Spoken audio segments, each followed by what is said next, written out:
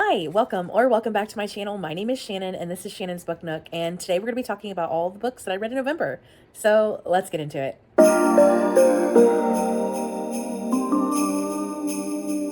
So like always, let's start with the stats first. So I read a total of 10 books. 3 of those were ebooks, 7 of them were mixed media. I had 2 arcs that I read, and I read a total of 4,273 pages. Whoa. I listened to 100 hours, 47 minutes, and 11 seconds of audiobooks. My average rating went up, which I am happy about. I'm very excited for. My average rating for the month of November was 3.73 stars. I had 4 books that had representation, which is a little lower than what I would normally want it to be. I have officially gone up to 21 books out of my 25 and 25 book challenge. So I added one. So now I'm at 21. So now I only have 4 books that I need to read from that challenge. Now I only have a few weeks left, and I haven't even finished a book in December yet. So that's going to be interesting. And of course, the genre that I read the most of was romance. So last month for my wrap up, I decided to try the yes, no, maybe trend that's been going on.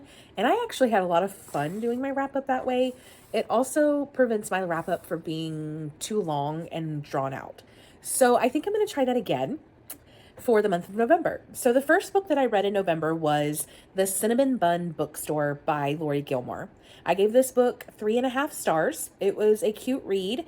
It takes place between the end of summer, beginning of fall, and we're back in the Dream Harbor world.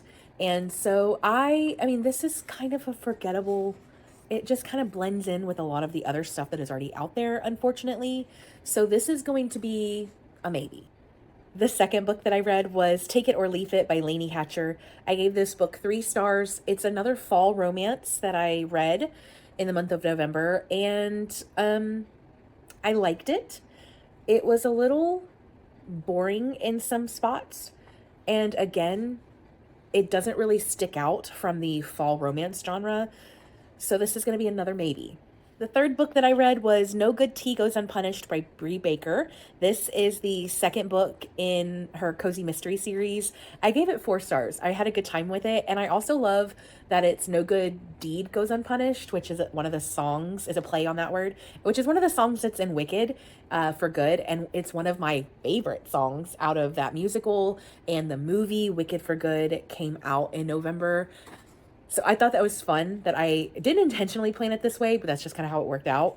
I love this cozy mystery series. So this No Good Tea Goes Unpunished is going to be a definite yes. Read it. The fourth book that I read was Cash by Jessica Peterson.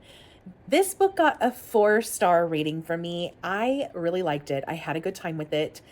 I loved Cash and Molly's banter and tension, and they kind of just butt heads the first time that they meet each other.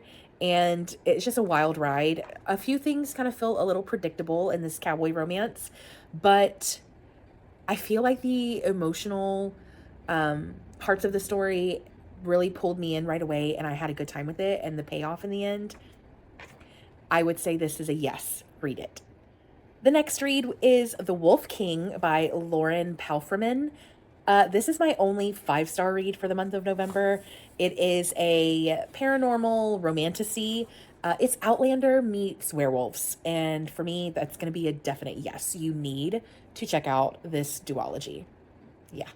Then I read Fighting Destiny by Amelia Hutchins. I gave this 3.5 stars.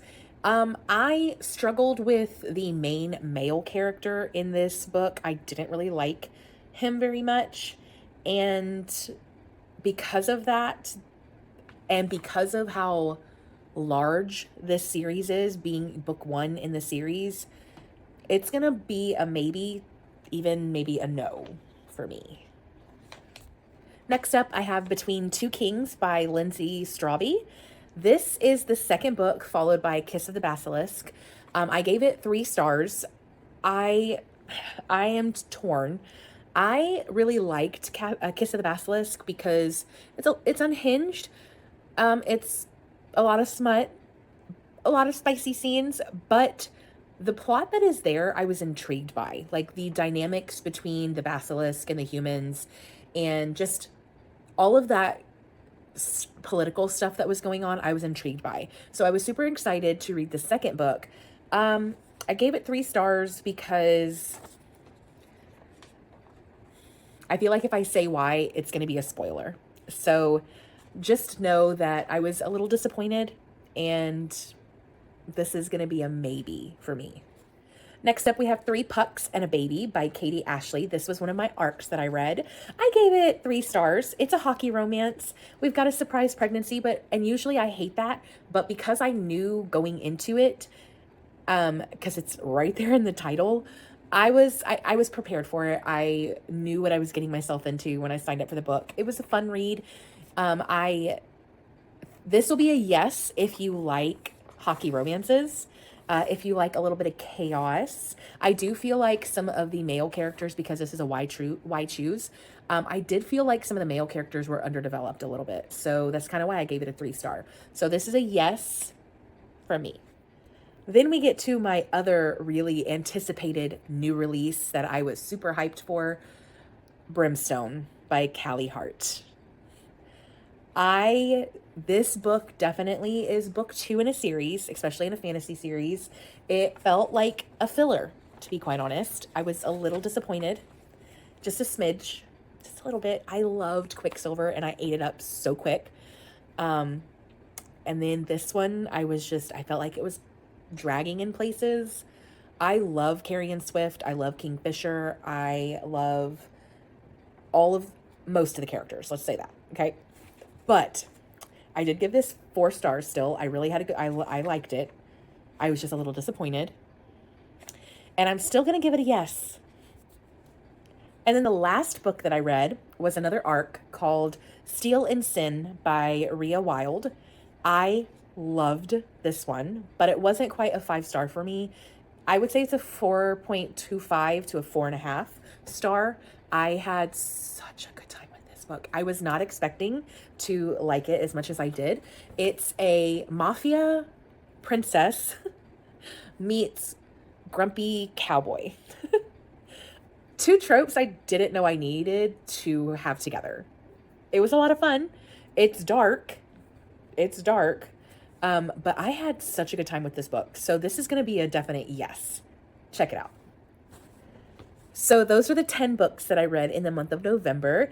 Thank you so much for watching my yes, no, maybe wrap up. And don't forget to like the video if you liked it and subscribe if you want to. And I will see you next time. Bye.